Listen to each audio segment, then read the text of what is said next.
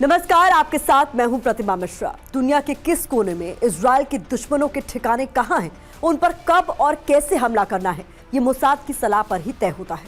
अगर दुश्मन ने पहले हमला कर दिया तो पलटवार करने का रास्ता भी मोसाद ही बताता है।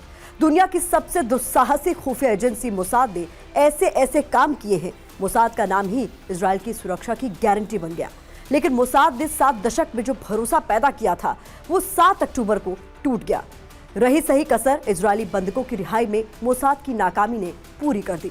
जो मोसाद 47 साल पहले दूसरे देश में घुसकर बंधकों को छुड़ा लाया था, उसे अपने ही इलाके में बंधकों की रिहाई के लिए हमास की शर्तों के आगे सरेंडर करना पड़ा। इजरायल के लिए कितनी गंभीर है मोसाद की ये नाकामी? मोसाद के नए मिशन के बारे में इजरायली प्रधानमंत्री को मीडिया के सामने ऐलान क्यों करना पड़ा? क्या मोसाद अपनी साख पर लगे सवाल का जवाब दे पाएगा? इसी पर है हमारी ये स्पेशल टेली सीरीज बूढ़ा शेर, द लॉस्ट मिस्टीक, जिसके पहले एपिसोड में देखिए ऑपरेशन नीली, मोसाद्स मैनहंट।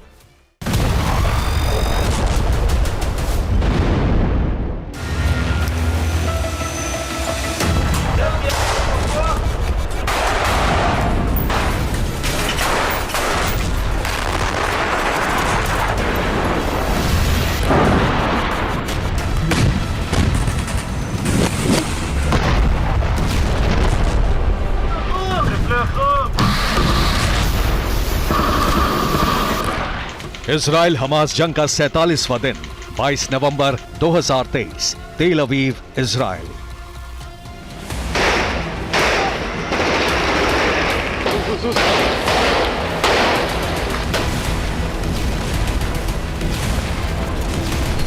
गाजा की जंग में बारूदी गोलों के बीच ही भावनाओं के शोले भड़क चुके थे।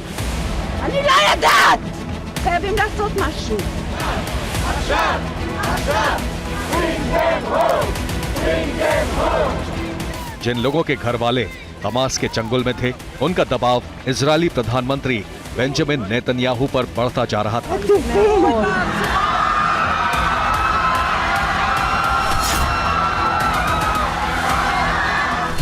बंधक संकट सुलझाने के लिए पर्दे के पीछे कतर में अमेरिका और मिस्र के साथ हमास की सौदेबाजी भी जारी थी। हमास का ये फॉर्मूला अमेरिका को भी ठीक लगा कि गाजा पट्टी पर 4 दिन के लिए इजरायली सेना हमले रोक दे तो हमास 50 बंधकों को रिहा कर देगा। बदले में इजरायल को भी फिलिस्तीनी महिलाओं और बच्चों को अपनी कैद से रिहा करना होगा।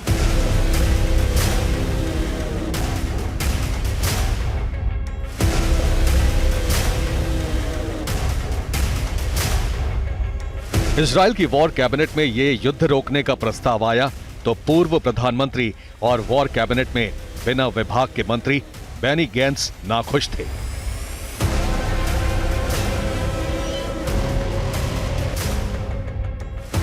वो हमास को खत्म किए बिना युद्ध रोकने से सहमत नहीं थे। इजरायल के राजनीतिक विश्लेषकों ने प्रधानमंत्री नेतन्याहू को आगाह भी किया कि हमास अगर इस बार भी खत्म नहीं हुआ तो बेंजामिन नेतन्याहू की राजनीति खत्म हो जाएगी।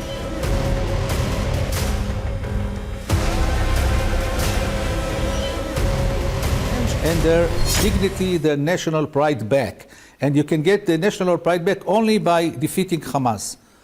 So this is the two things that they want. If Netanyahu can supply those two things, he has a chance maybe to survive with all his political maneuvers. But if he doesn't supply it, he's finished.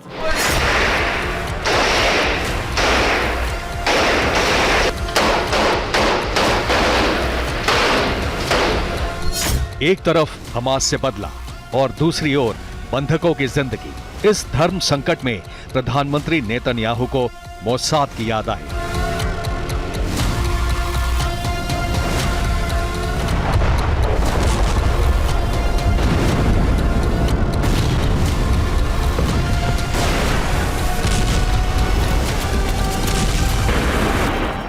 बाईस नवंबर 2023, तेल Aviv, Israel. אני הנחיתי כבר את המוסד לפעול נגד ראשי החמאס באשר הם.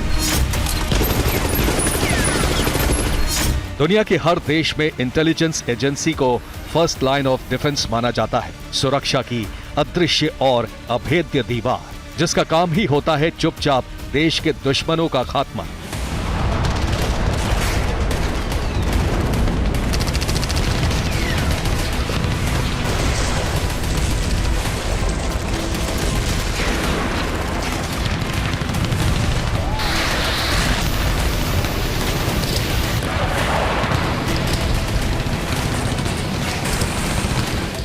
Israel के प्रधानमंत्री Netanyahu ने Mossad को खुलेआम निर्देश क्यों दिया? इस सवाल का जवाब समझने के लिए थोड़ा पीछे चलते हैं।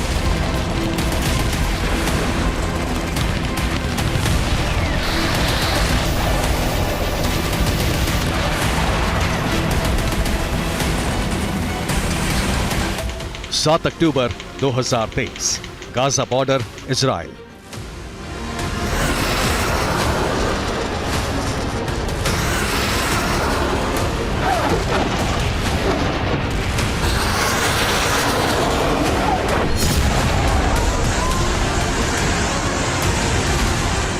हमास के लड़ाकों का हमला हुआ तो गाजा बॉर्डर पर इजरायल की किसी भी सैन्य चौकी पर उन्हें रोकने वाला कोई नहीं था।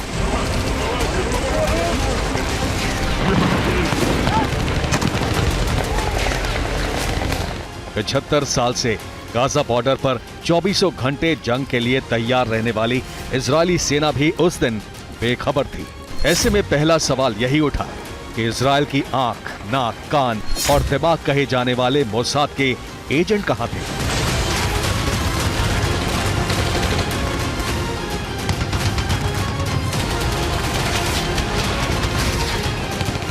Hamas really has learned how to carry out this type of planning and not have the Israelis become aware of it. Well, yes, and there'll be a lot of questions to be answered by Israeli intelligence. And then we criticize them when something has happened. Hey, you failed in a massive way. We didn't know about the exact plan, and that's why we were totally unprepared.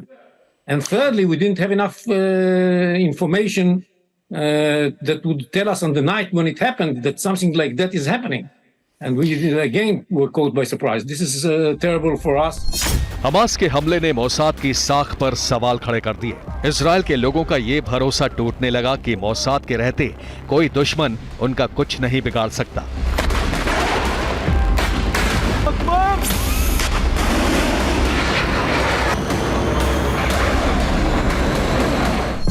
माना जा रहा है कि अपनी खुफिया agency की साख बहाल करने के लिए ही प्रधानमंत्री नेतन्याहू ने हमास को खत्म करने का जिम्मा मोसाद को सौंपा।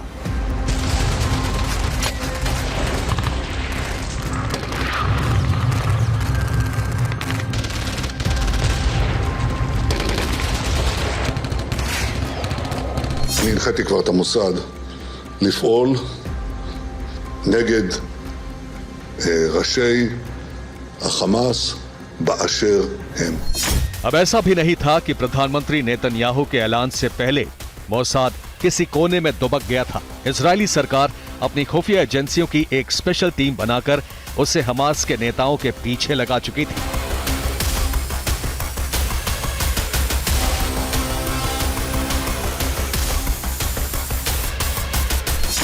द टाइम्स ऑफ इजरायल ने 22 अक्टूबर 2023 को खबर छापी कि इजरायल की सरकार ने मोसाद और आंतरिक खुफिया एजेंसी शिन बेट की एक साझा टीम बनाकर हमास के खिलाफ ऑपरेशन नीली शुरू कर दिया है।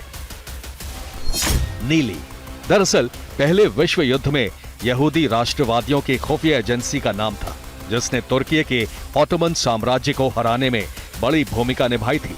वही इतिहास याद दिलाकर मोसाद के एजेंट्स के दिलो दिमाग में नया हौसला भरने के लिए हमास के खिलाफ स्पेशल ऑपरेशन को नाम दिया गया नीली।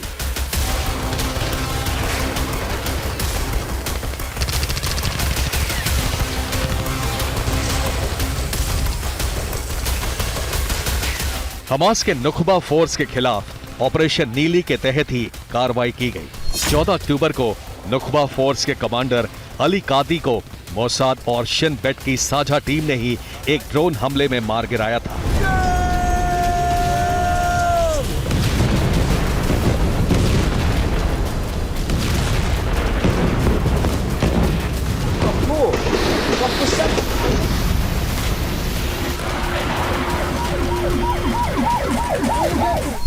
हमास के जिन नेताओं को खत्म करने की जिम्मेदारी मोसाद को सौंपी गई है, उनमें गाजा पट्टी में हमास का सर्वोच्च नेता याह्या सिनवार का नाम पहले नंबर पर है।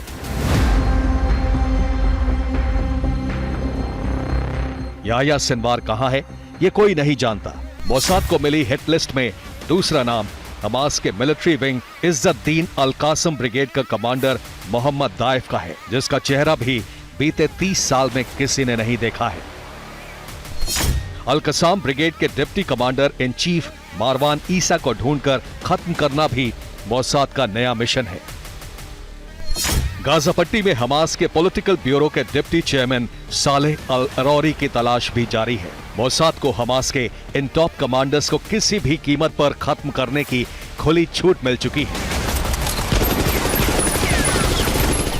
यही मोसाद की सबसे बड़ी चुनौती भी है, क्योंकि अब अगर हमास का कोई नेता बचा तो मोसाद के पास कोई बहाना नहीं होगा।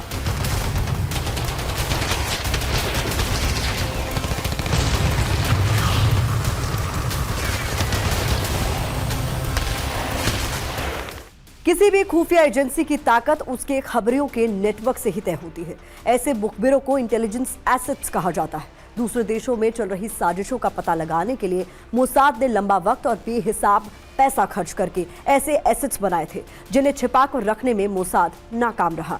इजराइल के सबसे पुराने इस्लामिक सहयोगी देश तुर्की ने कैसे मोसाद के नेटवर्क का सत्यानाश किया, देखिए टेली सीरीज का ये एपिसोड धब्बा, शैटर्ड सीक्रेसी।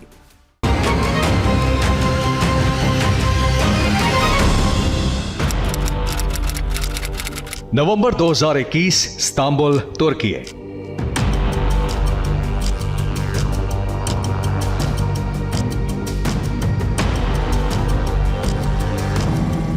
इजराइल से मॉर्डी नाम का एक आदमी अपनी पत्नी नताली के साथ टूरिस्ट वीजा पर तुर्की की राजधानी इस्तांबुल पहुंचा। इजराइल को मान्यता देने वाला तुर्की पहला इस्लामिक देश था, लेकिन साल 2013 से तुर्की और इजराइल के रिश्तों में खटास बढ़ने लगी थी। इजराइल को शक था कि तुर्की में फिलिस्तीन के लोगों को पनाह मिल रही है और ईरान को भी तुर्की ही इजराइल के खिलाफ शह दे रहा है।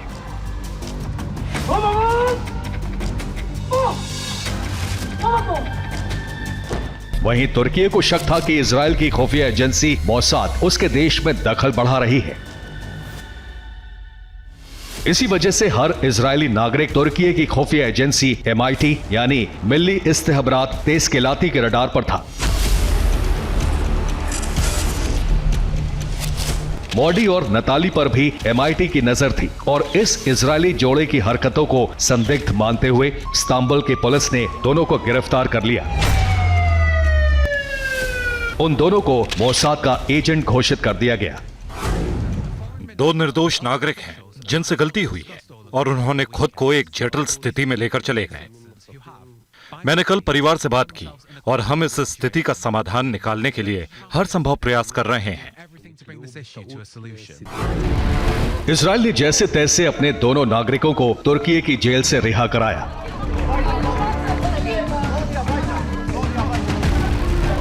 लेकिन तब तक तुर्की की खुफिया एजेंसी मोसाद के खिलाफ मोर्चा खोल चुकी थी।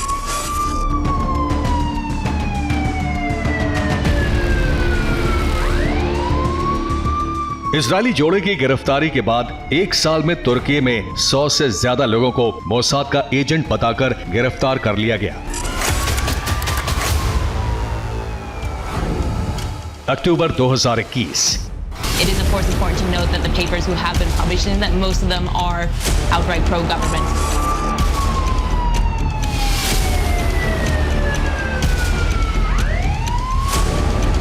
दिसंबर 2022। Well, 7 people were arrested after 44 individuals were detained in Turkey for spying on Palestinians.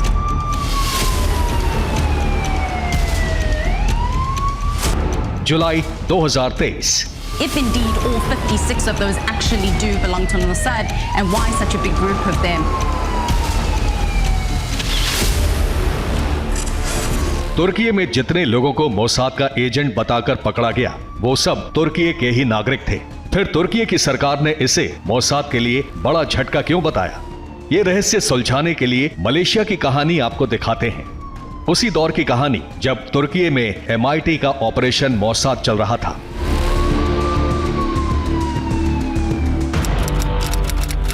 28 September 2022, Kuala Lumpur, Malaysia.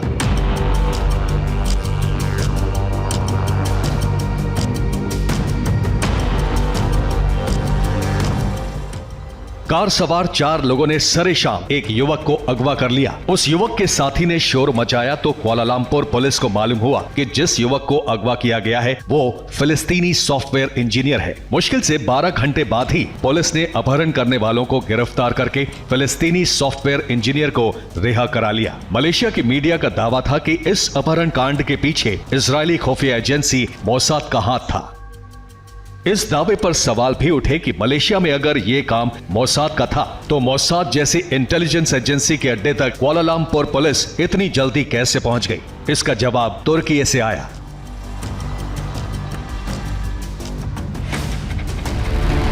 तुर्की के अखबार अल सबाह ने हाल ही में खुलासा किया कि मलेशिया में अगवा हुए फिलिस्तीनी सॉफ्टवेयर इंजीनियर का नाम उमर है।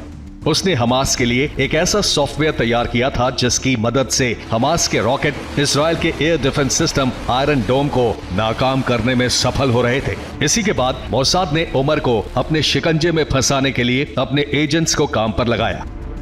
फिलिस्तीनी सॉफ्टवेयर इंजीनियर साल 2020 से तुर्की में ही रह रहा था। उसके खिलाफ मोसाद के ऑपरेशन की भनक तुर्की की खुफिया एजेंसी को लगी तो सॉफ्टवेयर इंजीनियर की निगरानी शुरू हो गई। जब वो छुट्टी बिताने मलेशिया गया तो तुर्की की MIT ने उसके जूतों में ट्रैकिंग डिवाइस छिपा दिया। उसी ट्रैकिंग डिवाइस की मदद से कुआलालंपुर पुलिस ने उमर को छुड़ा लिया और मलेशिया में मोसाद का नेटवर्क बेनकाब हो गया। मोसाद के लिए ये बड़ा धक्का था क्योंकि मलेशिया के साथ इजरायल के कूटनीतिक रिश्ते नहीं हैं। ऐसे में मलेशिया में अपने एजेंट्स का नेटवर्क बनाना मोसाद के लिए आसान नहीं था। साल 2018 में पहली बार मलेशिया में मोसाद के एक्टिव होने की खबर आई, लेकिन 5 साल बाद ही मलेशिया में मोसाद न सिर्फ बदनाम हुआ बल्कि उसके लिए काम करने के आरोप में 1 दर्जन से ज्यादा संदिग्ध पकड़े गए।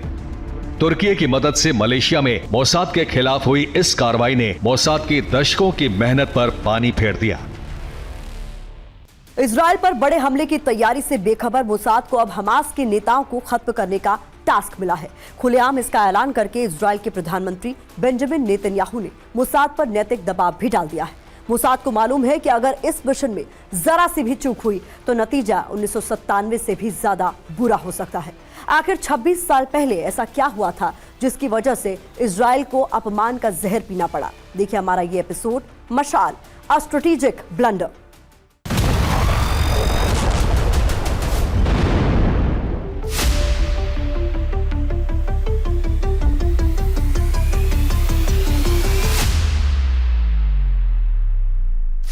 पच्चीस सितंबर 1997, अम्मान, जॉर्डन। समय सुबह लगभग 10 बजे।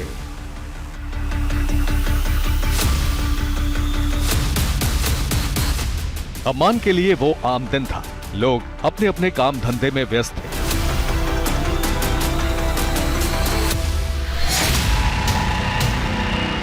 हमास के तत्कालीन प्रमुख और पॉलिटिकल ब्यूरो के चेयरमैन खालिद मशाल भी रोज की तरह अम्मान में हमास के ऑफिस पहुंचे।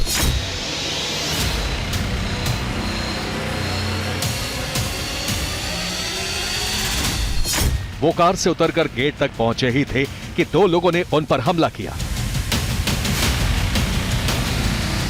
खालिद मशाल के बॉडीगार्ड उन्हें बचाने के लिए दौड़े, तब तक एक हमलावर ने खालिद मशाल के बाएं कान में कुछ डाल दिया।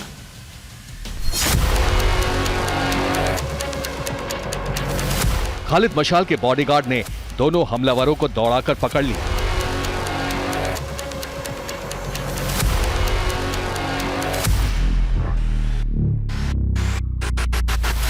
मालूम हुआ कि दोनों कनाडा के पासपोर्ट पर टूरिस्ट बनकर जॉर्डन आए थे, लेकिन असल में दोनों हमलावर इजरायली खुफिया एजेंसी मोसाद के किदोन थे।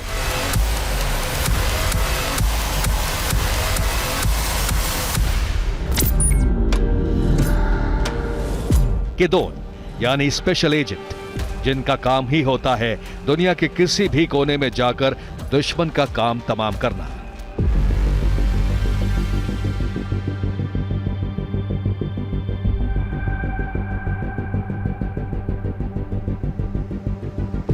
खालिद मशाल को पहले लगा कि मोसाद का जानलेवा हमला नाकाम हो गया, लेकिन जल्द ही उनकी तबीयत बिगड़ने लगी। उन पर घातक जहर से हमला हुआ था।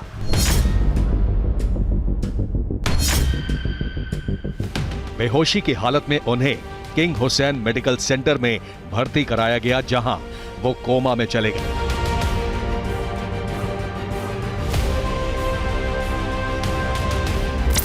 जॉर्डन के किंग हुसैन बिन तलाल ने खालिद मशाल पर मोसाद के हमले को अपनी प्रतिष्ठा का प्रश्न बना लिया। بمحاولة آثمة استهدفت حياته।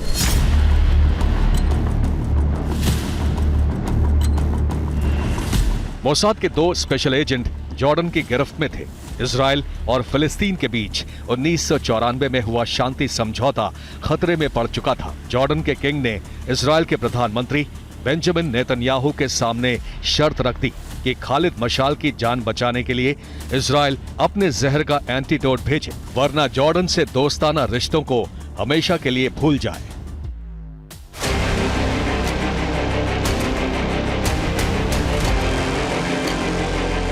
प्रधानमंत्री नेतन्याहू इसके लिए तैयार नहीं थे, लेकिन अमेरिका के तत्कालीन राष्ट्रपति बिल क्लिंटन के दबाव के आगे उन्हें झुकना पड़ा। इजरायली कैबिनेट की इमरजेंसी मीटिंग बुलाई गई और मोसाद की नाकामी का कड़वा घूंट पीने के लिए मोसाद के ही डायरेक्टर डैनी यातोम को अम्मान भेजा गया, खालिद मशाल की जान बचाने वाली दवा के साथ। 3 अक्टूबर 1997, अम्मान, जॉर्डन।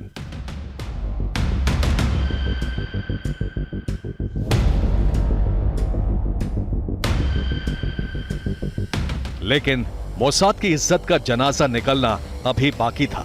जॉर्डन के कब्जे से अपने 2 स्पेशल एजेंट को छुड़ाने के लिए इजराइल को हमास की एक शर्त के आगे झुकना पड़ा।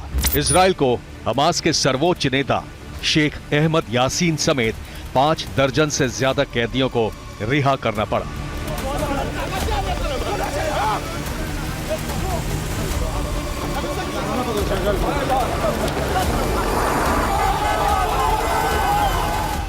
मोसाद के इतिहास की ये सबसे बड़ी नाकामी थी, जिसकी कीमत मोसाद के डायरेक्टर डैनी यातोम को निजी तौर पर भी चुकानी पड़ी।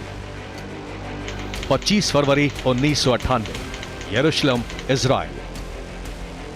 हमास के नेता खालिद मशाल पर नाकाम हमले के 5 महीने बाद इजराइल ने मोसाद की विफलता का पूरा ठीकरा मोसाद के तत्कालीन डायरेक्टर डैनी यातोम पर फोड़ा।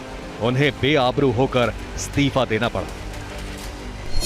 I was very sorry to hear about Danny Yatom's decision to resign as head of the Mossad. I accepted his resignation.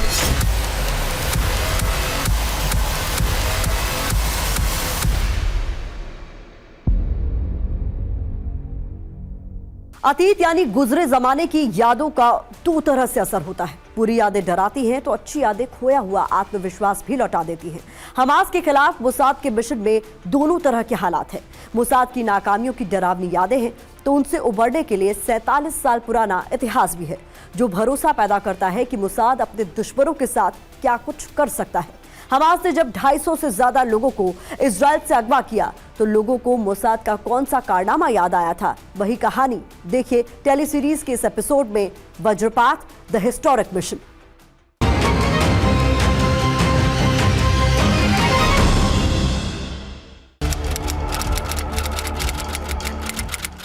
चौबीस नवंबर 2023, राफा क्रॉसिंग, मिस्र फिलिस्तीन सीमा।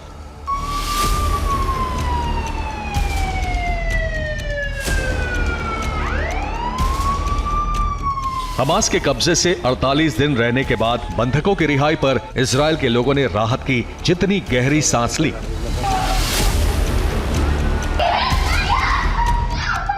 उससे कहीं ज्यादा गहरा हो गया इजरायली खुफिया एजेंसी मोसाद की साख पर सवार।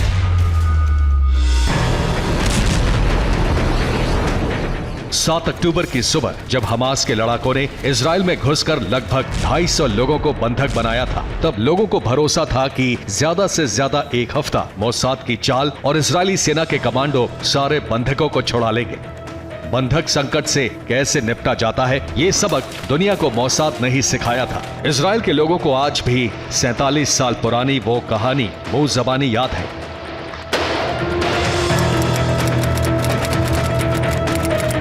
27 जून 1976, एथेंस एयरपोर्ट, ग्रीस। समय दोपहर 12:30 बजे। तेल अवीव से 276 यात्रियों के साथ पेरिस के लिए रवाना हुई एयर फ्रांस की उड़ान संख्या 139 एथेंस हवाई अड्डे पर रुकी। एथेंस से 58 यात्रियों को इसी विमान से पेरिस जाना था। एथेंस से टेक ऑफ करते ही 4 हथियारबंद लोगों ने विमान को हाईजैक कर लिया। उनमें 2 फिलिस्तीन के उग्रवादी थे और 2 पश्चिम जर्मनी के वामपंथी उग्रवादी संगठन रिवोल्यूशनरी सेल के सदस्य। चारों अपहरणकर्ताओं ने पायलट को मजबूर करके विमान को लीबिया के बेनगाजी एयरपोर्ट पर लैंड कराया। बेनगाजी में ईंधन भरने के बाद विमान 28 जून को दोपहर बाद 3:15 बजे युगांडा के एंटबे एयरपोर्ट पहुंचा। युगांडा के तानाशाह ईदी अमीन के हवाई अड्डे पहुंचने के बाद ये मालूम हुआ कि अपहरण करने वालों को युगांडा की सेना का समर्थन भी हासिल है। ईदी अमीन के एयरपोर्ट से लौटते ही हाईजैकर्स ने शर्त रखी कि बंधकों की रिहाई के बदले इजराइल को $50 करोड़ और 52 फिलिस्तीनी नेताओं को जेल से रिहा करना होगा। विमान हाईजैक करने वालों ने अपनी मांग पूरी करने के लिए इजराइल को 3 दिन यानी 1 जुलाई 1976 तक का समय दिया था। ईदी अमीन को 1 जुलाई से ही अफ्रीकी देशों के संगठन की बैठक में शामिल होने के लिए मॉरिशस जाना था। लिहाजा ईदी अमीन के कहने पर इजराइल को 4 जुलाई तक का समय दे दिया गया। इस बीच अपहरणकर्ताओं ने बंधक बनाए गए विमान यात्रियों को अलग किया। 30 जून को इजरायली नागरिकों के अलावा बाकी बंधकों को छोड़ दिया गया, जो विशेष विमान से पेरिस ले जाए गए। अब इजराइल को अपने नागरिकों को छुड़ाना था, जिसके लिए सारे कूटनीतिक दांव बेअसर हो चुके थे। इजराइल की आखिरी उम्मीद अब सिर्फ मोसाद से थी, जो प्लेन हाईजैक होते ही सक्रिय हो चुका था।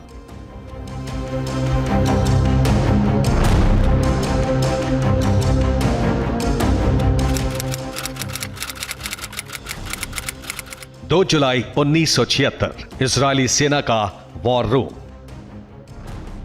इजरायली सेना के वॉर रूम में मोसाद के डायरेक्टर अपने प्लान के साथ हाजिर थे। उनके पास एंटबे एयरपोर्ट की ताजा तस्वीरें थीं। एंटबे एयरपोर्ट पर युगांडा के कितने लड़ाकू विमान मौजूद हैं, उनकी डिटेल्स मोसाद के पास थी। मोसाद ने एयरपोर्ट बनाने वाली कंपनी से एंटबे का पूरा नक्शा हासिल कर लिया था। इस बीच मोसाद की एक टीम रिहा हुए बंधकों से मिलकर ये पता लगा चुकी थी कि एंटबे एयरपोर्ट में बाकी बंधकों को कहां रखा गया है और उन्हें बंधक बनाने वालों के पास हथियार कौन से हैं। 3 जुलाई 1976, तेल अवीव, इजराइल। समय शाम 6:30 बजे।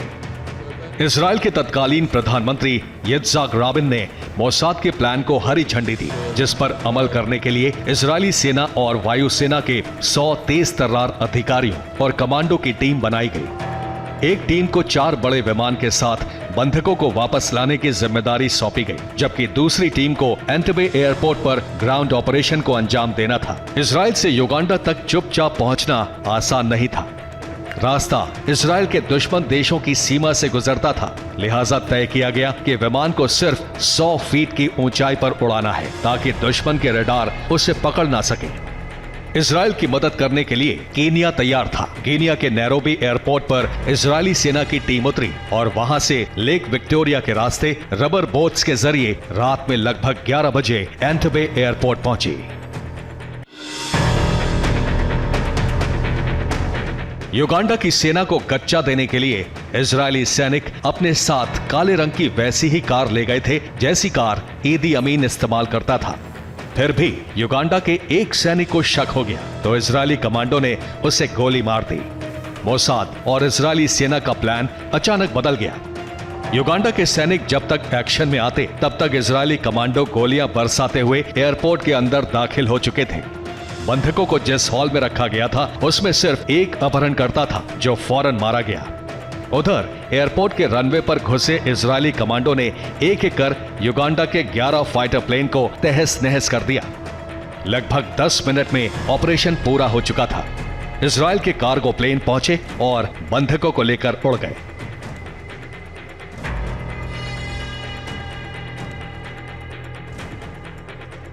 इजराइल पर हमास के हमले के बाद ये चर्चा शुरू हुई कि क्या मोसाद की हालत बूढ़े शेर जैसी हो चुकी है। बूढ़ा शेर देखने में तो पहले जैसा ही होता है, लेकिन उसके पंजों में जान नहीं होती, उसके दांत घिस चुके होते हैं। वो दहाड़ से डरा तो सकता है, लेकिन शिकार नहीं कर सकता। मोसाद के शेरों के पंजे में अब भी जान बाकी है। यही साबित करने के लिए मोसाद को हमास के नेताओं का शिकार करने की जिम्मेदारी सौंपी गई है। टारगेट तय हो गया है तो मोसाद कर क्या सकता है, उसी की एक सनसनीखेज मिसाल देखिए। Mrityudaata the deadly pursuits.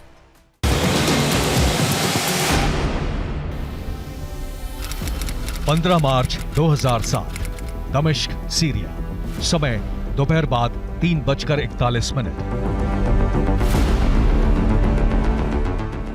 अमेरिकी खुफिया एजेंसी CIA के दमिश्क स्टेशन से एक टॉप सीक्रेट केबल पहुंचा तो अमेरिकी विदेश मंत्रालय और CIA के एजेंट्स परेशान हो गए।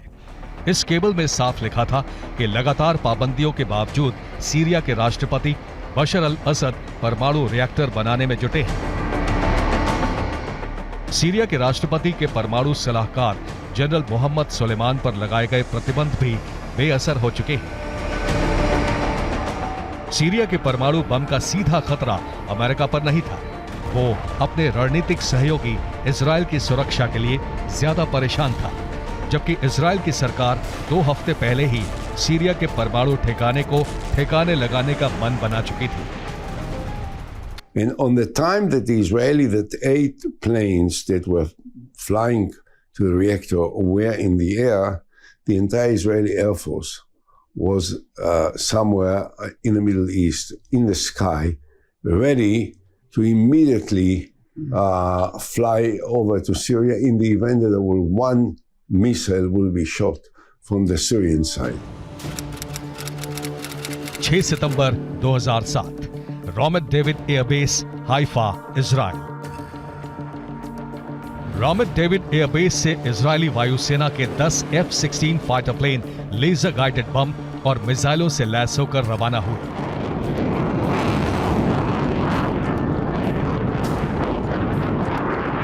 उनका टारगेट था पूर्वी सीरिया के दायर ए जोर इलाके में बन रहा अल किबार न्यूक्लियर रिएक्टर। एक्शन इजरायली वायुसेना का था, लेकिन असल में ये मोसाद का ऑपरेशन था, ऑपरेशन आउटसाइड ऑफ बॉक्स।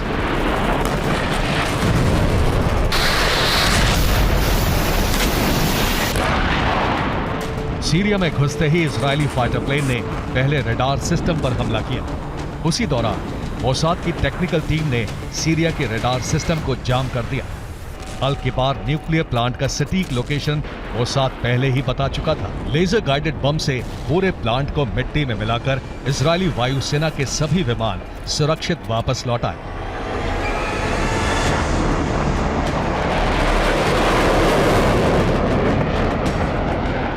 लेकिन मोसाद का ऑपरेशन अभी खत्म नहीं हुआ था। उसे सीरिया के परमाणु खतरे को हमेशा के लिए खत्म करना था, जिसके लिए एक इंसान का खत्म होना जरूरी था। 1 अगस्त 2008 तार्तुस, सीरिया। सीरिया के राष्ट्रपति बशर अल असद के परमाणु सलाहकार जनरल मोहम्मद सुलेमान तार्तुस समंदर किनारे एक आलीशान रिजॉर्ट में छुट्टी बिताने आए थे। सीरिया की सरकार को मालूम था कि जनरल सुलेमान मोसाद की हिट लिस्ट में है, इसलिए सुरक्षा का मजबूत घेरा रिजॉर्ट के आसपास था। अचानक जनरल सुलेमान लड़खड़ा कर गिरे और जब तक कोई कुछ समझ पाता, उनका जिस्म उन्हीं के खून में लथपथ ठंडा पड़ा था। उनकी सुरक्षा में तैनात सीरियाई सेना के कमांडो को भनक तक नहीं लगी कि कब कहां से एक बेआवाज गोली आई और जनरल सुलेमान की गर्दन में धंस गई।